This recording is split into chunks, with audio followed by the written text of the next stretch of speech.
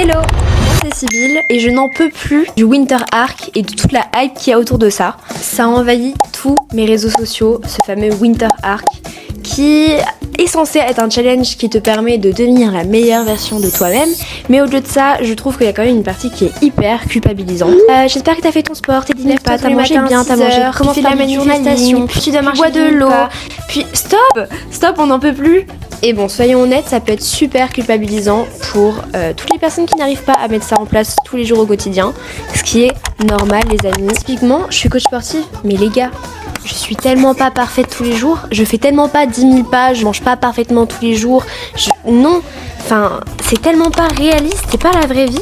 Du coup, comme j'ai décrété que le Winter Arc c'était clairement pas pour moi, laisse-moi t'introduire au Winter Rise, aka l'art de créer un quotidien qui te fait rayonner sans bullshit.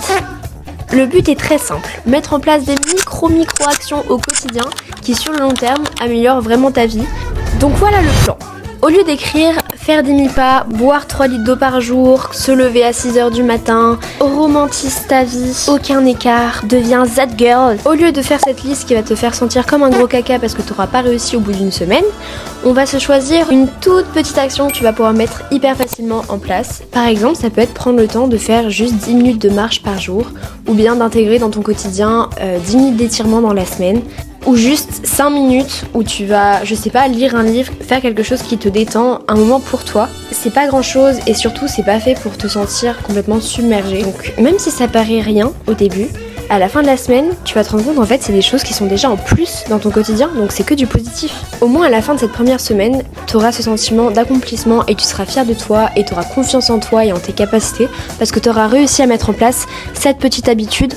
Donc nous on avance doucement, mais au moins on s'écoute. Et on se sent bien, et ça pour le long terme. Donc Mago, si toi aussi t'en as marre de voir ces traînes culpabilisantes partout sur les réseaux, et ben on se retrouve tous les mercredis pour un nouvel épisode où je te montrerai comment mettre en place des micro-actions au quotidien pour te sentir enfin bien dans ta tête, dans ton corps, et ce pour le long terme. Alors abonne-toi pour ne pas louper le prochain épisode. Bisous ma star!